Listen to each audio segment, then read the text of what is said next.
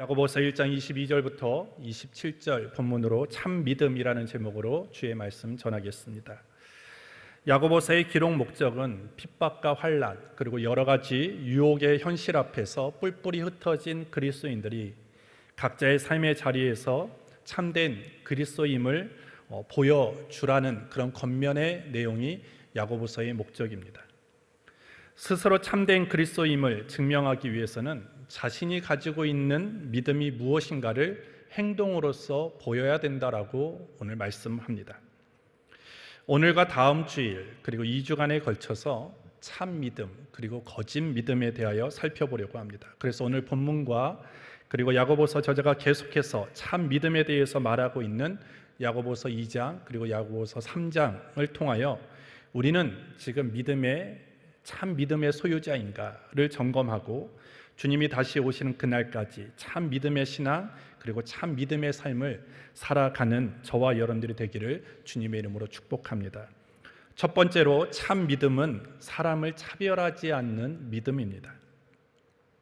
흩어진 그리스도인들 중에서 입술로는 믿음을 고백하지만 삶에서는 전혀 그리스도의 향기를 내지 못하는 그런 사람들이 있었습니다. 그들을 향해서 야고보는 정말 그 믿음이 참 믿음이라면 구체적인 그들의 삶의 자리에서 생활 속에서 정말 그 믿음이 행동으로 행위로서 드러나야 된다는 것을 오늘 강조하고 있습니다. 오늘 본문 27절을 보시면 하나님 아버지 앞에서 정결하고 더러움이 없는 경건은 곧 고아와 가부를 그 환난 중에 돌아보고 또 자기를 지켜 새 속에 물들지 아니하는 이것이니라 라고 말씀을 합니다. 그리고 뒤이어서 야고보서 2장 1절에 내 형제들아 영광의 주 곧 우리 주 예수 그리스도를 믿는 믿음을 너희가 받았으니 사람을 외모로 취하지 말라 이렇게 권면하고 있습니다.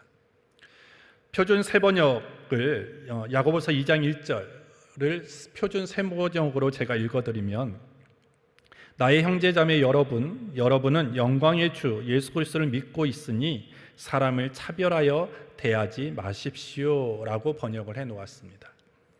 믿음에 따라 사는 구체적인 삶의 내용 중에 하나가 뭐냐? 참 믿음이라는 것을 우리는 어떤 행동으로 증명해야 되느냐라는 거에 첫 번째로 오늘 야고보서가 제시하는 것은 뭐냐면 사람을 외모로 취하지 말라는 것입니다. 사람을 외모로 취한다는 것, 그냥 말 그대로 보여지는 대로입니다. 사람의 얼굴을 보고 판단하는 것입니다. 그 사람의 본질 그리고 그 사람이 가지고 있는 장점과는 상관없이 겉으로 보여지는 어떤 외모와 외적인 지위와 그리고 외적인 상태에 따라서 그 사람을 판단하는 것, 그것을 외모로 취한다라고 얘기를 하는 것입니다. 그리고 그 외모로 취한다는 그 말의 뜻 안에는 어떤 뜻이 담겨져 있느냐? 차별한다라는 뜻이 가지고 있습니다. 즉 외모로 사람을 대하지 마십시오라는 말은 뭐냐면 사람을 차별하지 마십시오라는 것과 동일한 뜻입니다. 즉 사람의 외적인 것으로 사람을 다르게 대우하지 말라는 것입니다. 이와 같은 명령을 하는 근거는 어디에 있습니까? 2장 1절 상반절에 보시면 그들이 영광의 주 곧 우리 주 예수 그리스도에 대한 믿음을 가졌기 때문이라고 말합니다. 주님을 향한 믿음을 가진 자라면 사람을 차별하지 않아야 된다라고 말하고 있는 것입니다. 왜? 주님이 우리에게 그렇게 가르쳐 준 적이 없기 때문입니다. 예수님도 이 땅을 살아가시면서 그렇게 사람을 차별하면서 다르게 대우하면서 살아가신 분이 아니기 때문입니다. 그래서 우리가 그리스도를 향한 참 믿음의 소유자라면 당연히 사람을 향한 차별은 있을 수 없음을 야고보서 저자는 우리에게 말해주고 있습니다. 그런데 오늘 우리는 삶을 살아가다 보면 이런저런 이유로 차별을 경험할 때가 있습니다. 그리고 나도 모르게 다른 사람을 차별하며 살아가는 경우들이 있습니다. 오늘 사람들은 다양한 것으로 사람들을 외모로 판단하고 그리고 차별하죠. 얼굴이 얼마나 예쁘냐, 얼마나 날씬하냐, 얼마나 키가 크냐, 이런 외적인 모습을 가지고 사람을 차별합니다.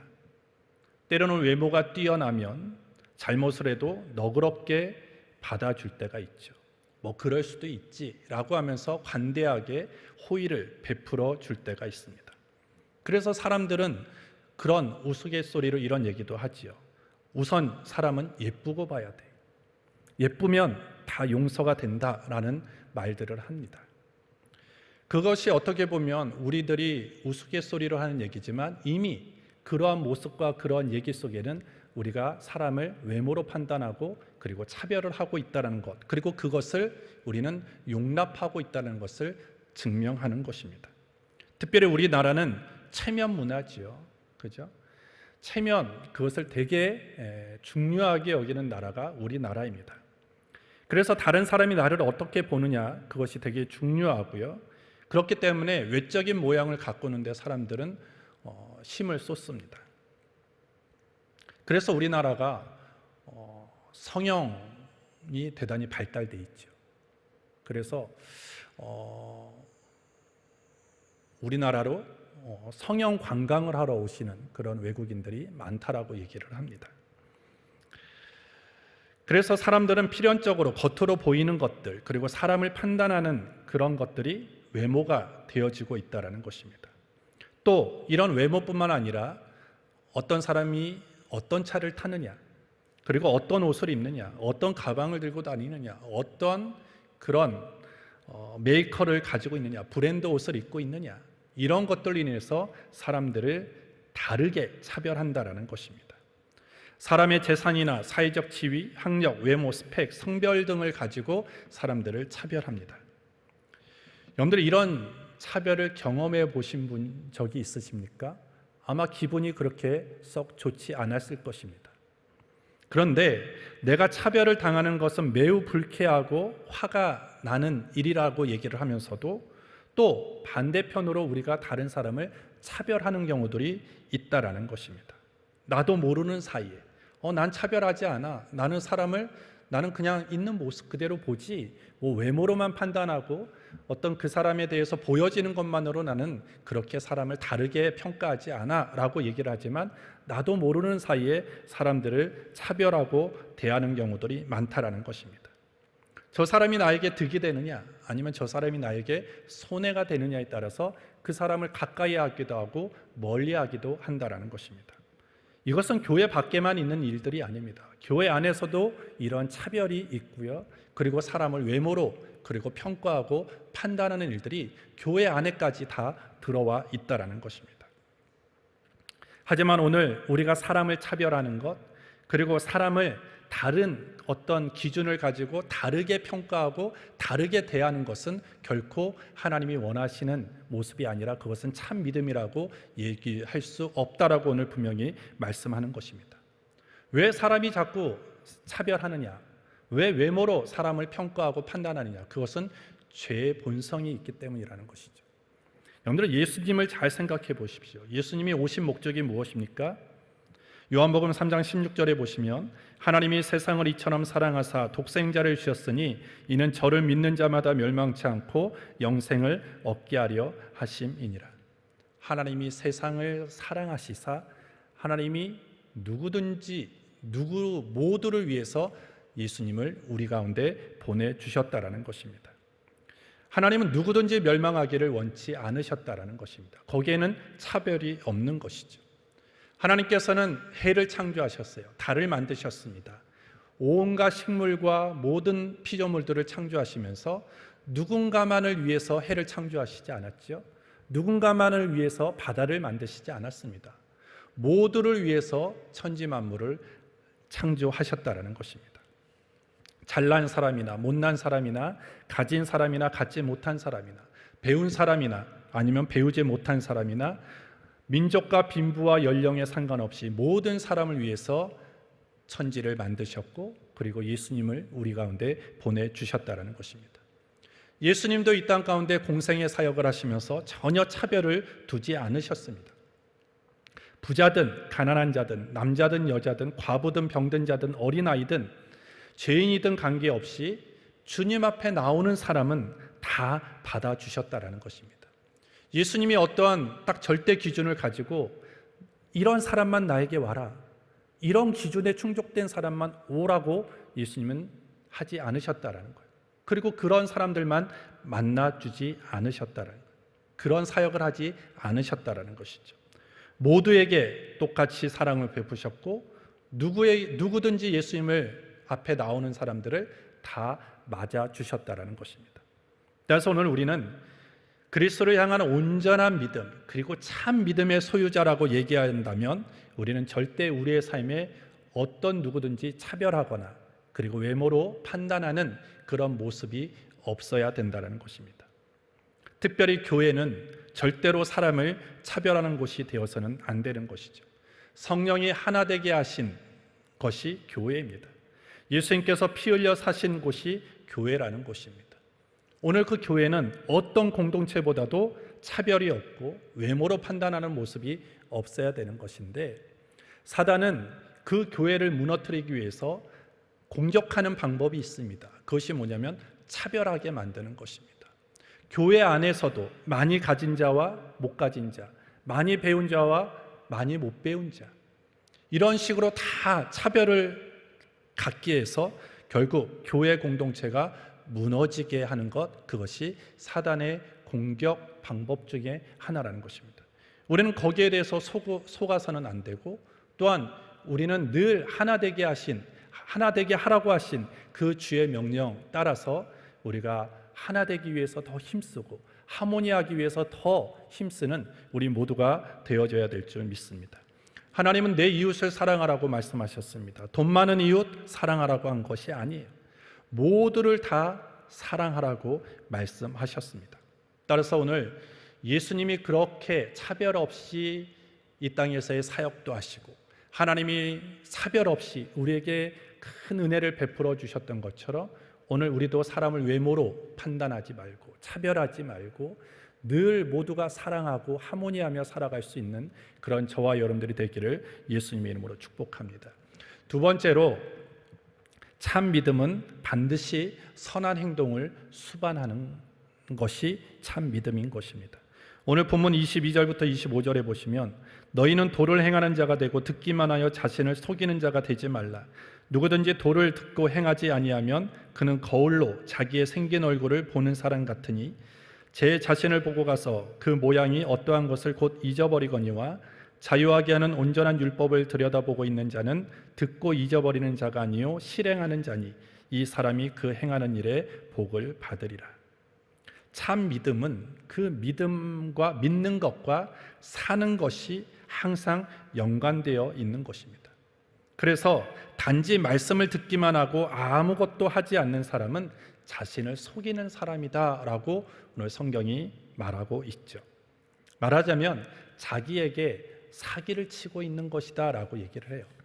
믿음이 있다라고 얘기를 하면서 실제적으로는 믿음이 없는 거예요. 믿음이 없음에도 불구하고 자꾸 자신에게 어떻게 너는 믿음이 있어 라고 자꾸 속이게 하는 그런 모습이라고 얘기하는 것입니다. 따라서 오늘 성경은 참 믿음이 있느냐? 그러면 행동하라는 것입니다. 참 믿음은 바른 행동을 꼭 수반할 수밖에 없다는 것을 얘기하고 있는 것입니다. 야고보는 말씀을 듣고 행하지 않는 자들의 문제를 거울 비유로 지금 얘기하죠.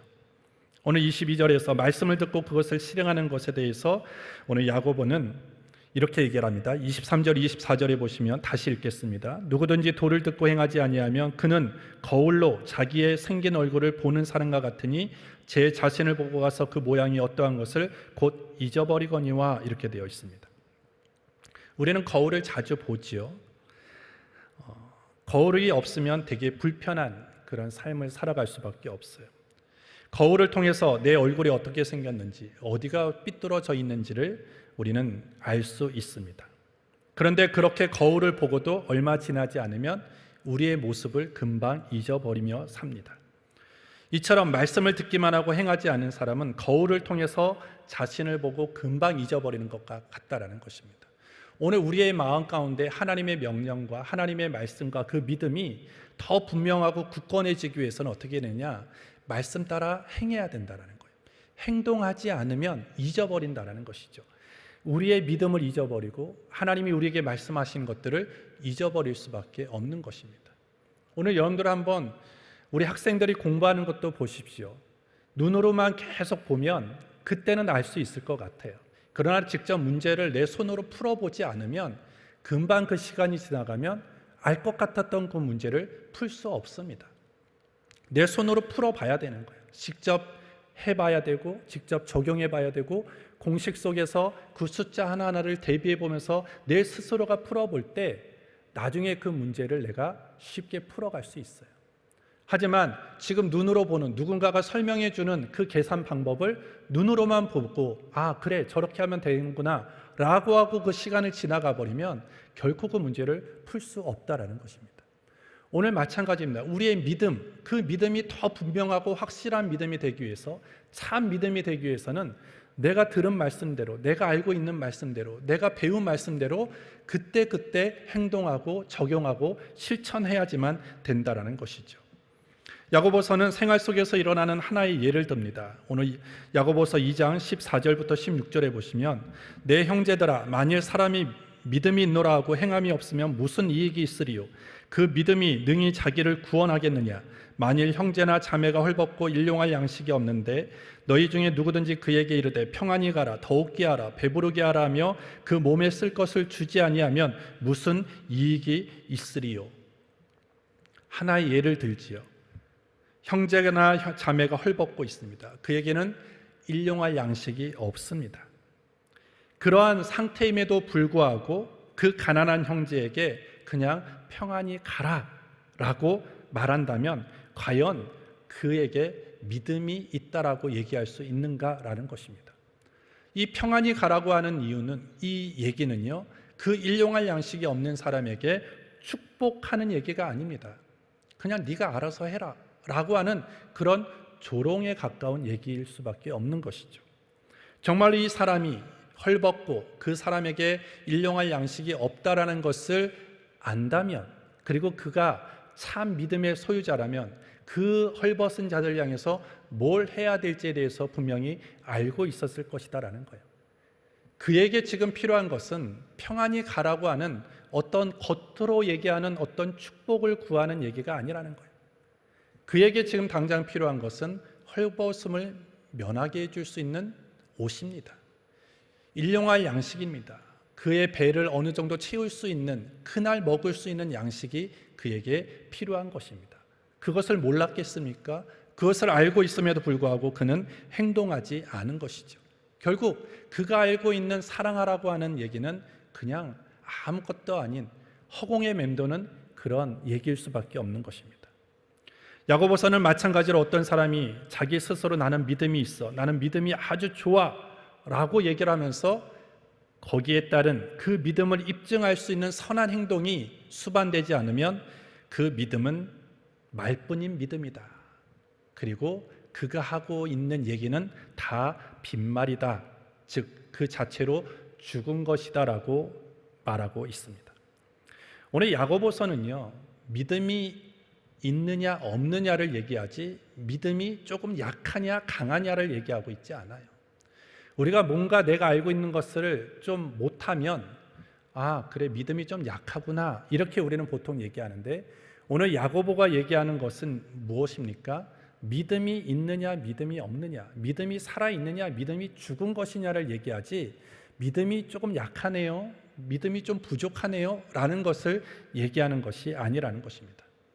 우리가 믿음이 있다라고 얘기하면서 거기에 걸맞는 선한 행동이 뒤따르지 않으면 그것은 완전히 잘못된 믿음이다. 처음부터 아예 없는 믿음이라고 어떻게 보면 아주 강하게 지금 얘기하는 것입니다. 여러분들 참된 믿음이 있으십니까?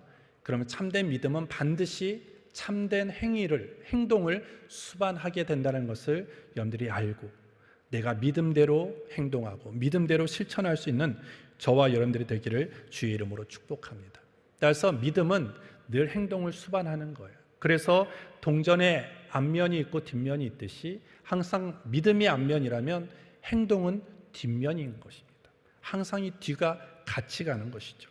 믿음의 고백만 있고 행함이 없다면 그 고백은 아무런 의미가 없는 것입니다. 행함이 없는 믿음, 그것은 죽은 믿음이라고 야고보서 2장 26절에 오늘 말씀해 주고 있습니다.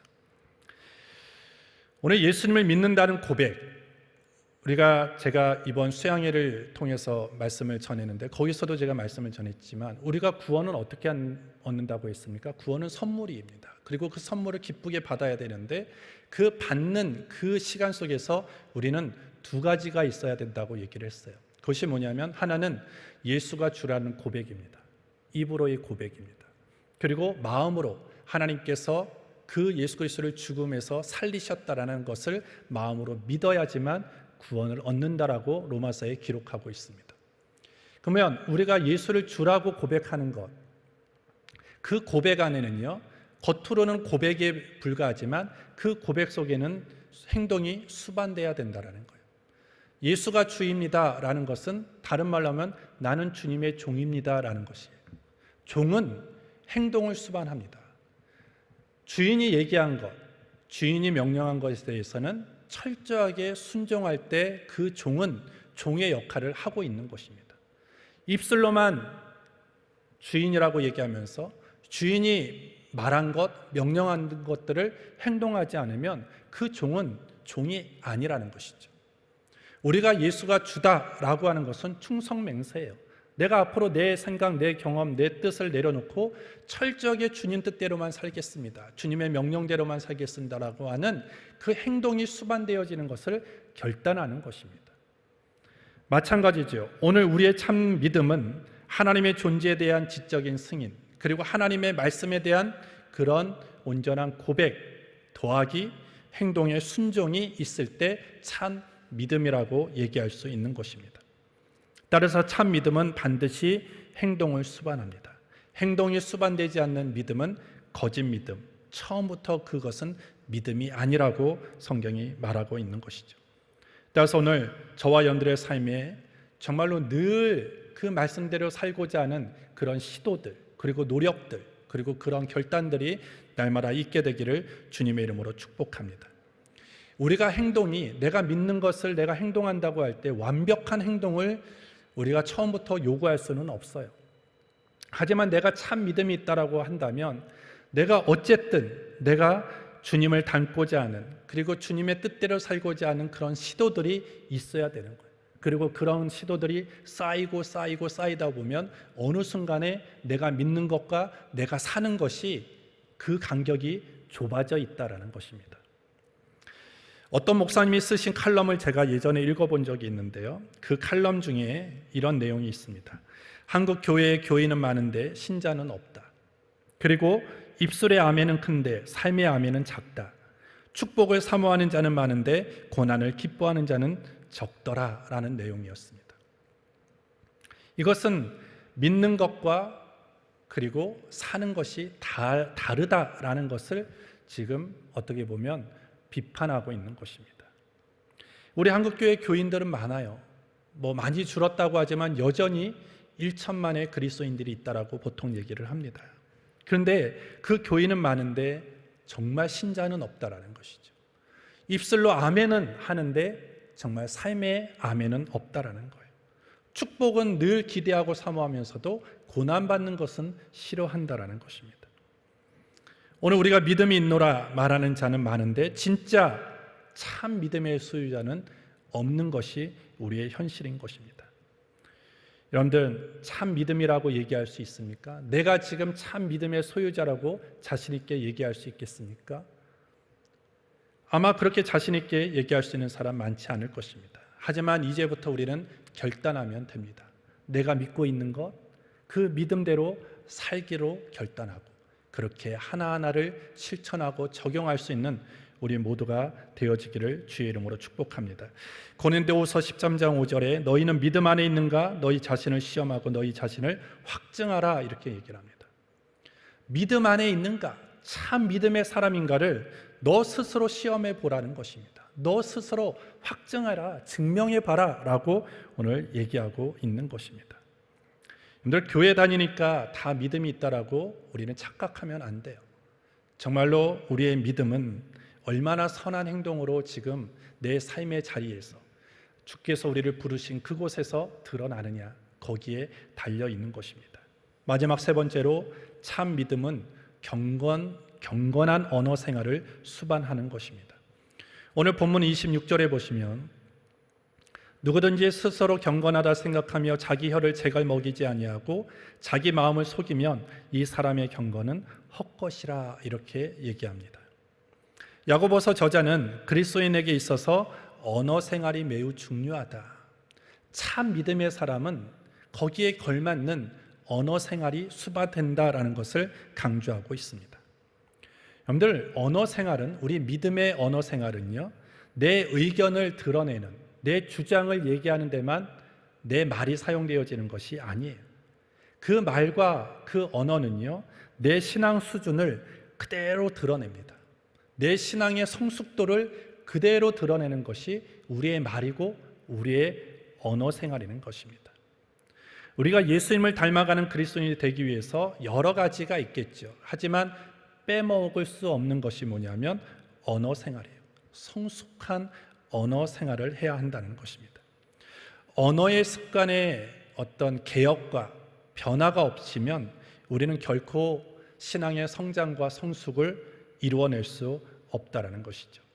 내가 사용하는 언어, 그리고 내가 사용하는 그 여러 가지 언어의 습관이 그 사람의 신앙의 성숙과 성장의 어떤 정도를 파악할 수 있다는 것입니다. 이 말은요, 어떤 신앙생활에만 중요하지 않았죠. 옛날에 중국 당나라 시대 관원을 등용하기 위해서 그 기본 조건이 있었는데 4가지입니다. 신언서판이라고 얘기를 하죠. 하나는 사람의 풍채예요. 용모. 그리고 언, 그것은 언변입니다. 그리고 서, 그것은 글씨이죠. 그리고 판은 판단력입니다. 이 4가지를 기준으로 해서 관원을 채용했다라고 얘기를 합니다. 거기에도 뭐가 들어가요? 언이 들어가요. 언, 말씀이 들어가요. 말, 언변이 들어가는 것이죠. 아무리 판단력이 있고 글씨를 잘 쓰고 외모가 훌륭하다 할지라도 그 말하는 것이 잘못되어지면 관원으로서 등용하지 못했다라는 것입니다. 하물며 하나님의 나라를 대변하는 그리스도인들의 말이 잘못되어져 있다면 결코 그것은 바람직하지 않다라는 것입니다. 따라서 우리는 믿음에 합당한 언어 생활이 있어야 된다는 것입니다. 에베소서 5장 3절부터 7절에도 사도 바울이 하나님을 믿는 자녀들은 하나님을 본받는 자가 되라라고 권면하면서 이렇게 얘기를 합니다. 음행과 온갖 더러운 것과 탐욕은 너희 중에서 그 이름이라도 부르지 말라. 이는 성도에 마땅한 바니라. 누추함과 어리석은 말이나 희롱의 말이 마땅치 아니하니 돌이켜 감사하는 말을 하라. 너희도 이것을 정령이 알거니와 음행하는 자나 더러운 자나 탐하는 자 곧 우상 숭배자는 다 그리스도와 하나님 나라에서 기업을 얻지 못하느니 누구든지 헛된 말로 너희를 속이지 못하게 하라. 이를 인하여 하나님의 진노가 불순종의 아들들에게 임하나니 그러므로 저희와 함께 참여하는 자 되지 말라. 이렇게 되어 있습니다. 하나님을 닮아가라, 하나님을 본받는 자가 되라고 얘기하면서 계속 말에 대해서 얘기해요. 어리석은 말, 희롱의 말 하지 말고 감사하는 말을 하라고 권면하는 것입니다. 결국 우리의 신앙생활 속에 아주 중요한 부분을 차지하는 것이 뭐냐? 그것은 말이라는 것입니다. 여러분들 창세기 1장에 보시면 하나님의 존재를 사람들로 하여금 어떻게 알게 하셨느냐? 말을 통해서 알게 하셨습니다. 이제까지는 하나님이 어떤 분이신가를 몰랐어요. 하지만 하나님께서 말씀하시기 시작함으로 인해서 하나님의 존재를 알았어요. 그리고 우리는 하나님의 말씀을 통해서 하나님이 어떠한 분이신가를 우리는 알 수 있게 되었습니다. 하나님이 침묵하셨다라면, 하나님이 말씀하시지 않았다라면, 하나님이 아무리 공의롭고 아무리 사랑이 많으신 하나님이라 할지라도 우리는 하나님에 대해서 알 수 있는 방법이 없다라는 것이죠. 결국 하나님의 말씀 안에 하나님의 존재가 있는 것처럼 오늘 저와 여러분들의 말 속에 저와 여러분들의 존재가 담겨져 있는 것입니다. 여러분들의 목소리는 다 변주할 수 있어요. 하지만 말은 변주할 수가 없습니다. 여러분들 잘 보십시오. 온화한 사람은 늘 온화한 말을 합니다. 그리고 좋은 사람은 좋은 언어를 사용합니다. 하지만 마음 가운데 분노가 가득한 사람, 늘 평생을 분노 속에 산 사람의 말을 잘 들어보십시오. 분노의 말을 합니다. 미움의 언어를 사용합니다. 그래서 상대가 어떤 사람인가를 우리가 잘 알려면 그 사람의 말을 들어보면 알아요. 그 사람이 어떤 언어를 사용하는지를 우리가 잘 들어보면 그 사람이 어떤 존재라는 것을 우리는 알 수 있습니다. 또 내가 어떤 사람인가를 내가 알려면 나는 지금 어떤 말을 하고 있는가, 어떤 언어를 사용하고 있는가를 우리가 보면 알 수 있습니다. 나는 믿음이 좋아, 나는 믿음이 성숙해 라고 하면서 내 삶의 찬송의 언어, 믿음의 언어, 감사의 언어, 복음을 전하는 언어가 없이 늘 불평과 원망과 그리고 미움과 갈등을 일으키는 그런 말들로만 내 입술이 채워져 있다면 결코 그 믿음은 참 믿음이라고 얘기할 수 없는 것입니다. 여러분들 시편을 잘 읽어보십시오. 시편은 찬송의 언어들로 가득 차 있어요. 그리고 감사의 언어들로 가득 차 있습니다. 그리고 성경을 여러분들이 믿음의 사람들을 잘 보십시오. 믿음의 사람들의 공통점은 뭐냐면 다 믿음의 언어를 사용했다라는 거예요. 상황과 형편과 자신 앞에 놓여져 있는 여러 가지 상황과는 관계없이 늘 그들이 말하는 것은 믿음의 말을 했어요. 감사의 말을 했어요. 찬송의 말을 했다라는 것이죠. 결국 그들이 고백한 대로, 그들의 선포한 대로 그대로 되어졌다라는 것입니다. 시편 63편 3절부터 5절에 주의 인자가 생명보다 나음으로 내 입술이 주를 찬양할 것이라. 이러므로 내 평생에 주를 송축하며 주의 이름으로 인하여 내 손을 들리이다. 골수와 기름진 것을 먹은과 같이 내 영혼이 만족할 것이라. 내 입이 기쁜 입술로 주를 찬송하되, 이렇게 되어 있습니다. 또한 시편 19편 14절에 나의 반석이시오 나의 구속자이신 여호와여 내 입의 말과 마음의 묵상이 주의 앞에 연락되기를 원하나이다. 시편 기자가 늘 기도했던 게 뭐예요? 내 입술의 열매가 하나님 앞에 연락되기를 늘 간절히 기도했다라는 것입니다. 그래서 여러분들, 우리의 말이 너무나 중요합니다. 믿음이 있다라고 얘기하면서 우리의 언어 생활이 믿음과는 동떨어져 있는 그런 말을 하고 그리고 그런 언어 생활로 가득 차 있다면 우리는 참 믿음의 사람이라고 얘기할 수 없습니다. 야고보서 3장 11절부터 12절에 샘이 한 구멍으로 어찌 단물과 쓴물을 내겠느냐, 내 형제들아 어찌 무화과 나무가 감람 열매를 포도나무가 무화과 나무를 맺겠느냐, 이와 같이 짠물이 단물을 내지 못하느니라, 이렇게 되어 있습니다. 내 안에 있는 게 그냥 나오는 것입니다. 내 안에 있는 것이 그냥 나오는 거예요. 그래서 여러분들, 말과 언어 생활을 훈련하는 것의 가장 좋은 방법은 무엇인지 아세요? 내 마음을 하나님의 말씀으로 가득 채워가는 거예요. 늘 하나님의 말씀을 읽고 하나님의 말씀을 묵상하고 내 생각과 내 마음 가운데 하나님의 말씀으로, 하나님을 향한 지식으로 채워가면, 그것이 내 마음에 가득하면 세상의 언어가 나올 수 없어요. 불평의 언어가 나올 수 없고 늘 찬양과 믿음과 그리고 찬송의 얘기들이, 그리고 그런 언어들이 나올 수밖에 없는 것입니다. 따라서 오늘 야고보서의 기록 목적, 이것은 참 그리스도인들, 초대교회의 그런 그리스도인들이 참된 믿음을 증명하라고 쓴 그런 편지입니다. 마찬가지로 오늘 우리를 향해서도 동일하게 권면하고 있습니다. 주님이 다시 오시는 그날까지 우리가 부르심을 받은 그 소명의 자리에서 너의 믿음을 증명하라는 것입니다. 말로만 나는 믿음이 있어, 나는 믿음 생활 오래 했어, 이거 자랑하지 말고 네가 얘기하고 있는 그 믿음이 참 믿음이라는 것을 증명하라는 것입니다. 무엇으로? 차별하지 않는 것으로, 사람을 외모로 판단하며 차별하지 않는 것으로, 또 무엇으로? 선한 행동으로, 그리고 또 무엇으로? 경건한 언어로 너의 참 믿음이 진짜라는 것을, 거짓이 아니라는 것을 증명하라고 권면하는 것입니다. 오늘 주님이 다시 오시는 그날까지 우리 모두가 참 믿음을 날마다 증명하며 살아갈 수 있는 우리 모두가 되기를 예수님의 이름으로 축복합니다. 하나님 아버지, 감사합니다. 오늘 귀하고 복된 주일, 하나님의 전으로 우리를 불러주심을 감사합니다. 오늘 우리가 늘 참 믿음의 소유자로서 참 믿음을 증명하며 살아갈 수 있도록 인도하여 주시옵소서. 우리가 사람을 외모로 판단하거나 차별하지 않게 하여 주시고 우리의 참된 믿음을 그리고 참된 행위로 증명하며 살게 하여 주시고 우리의 믿음을 온전하고 경건한 그런 언어로 증명하며 살게 하여 주시옵소서. 원망과 불평이 아니라 늘 찬송의 언어, 감사의 언어, 믿음의 언어로 가득할 수 있도록 우리를 붙들어 주시옵소서. 예수님 다시 오시는 그날까지 그 믿음 흔들리지 않게 하시고 바른 믿음, 참 믿음의 소유자로 살게 하여 주시옵소서. 예수님의 이름으로 기도합니다. 아멘. 오늘은 성찬 예식이 있습니다.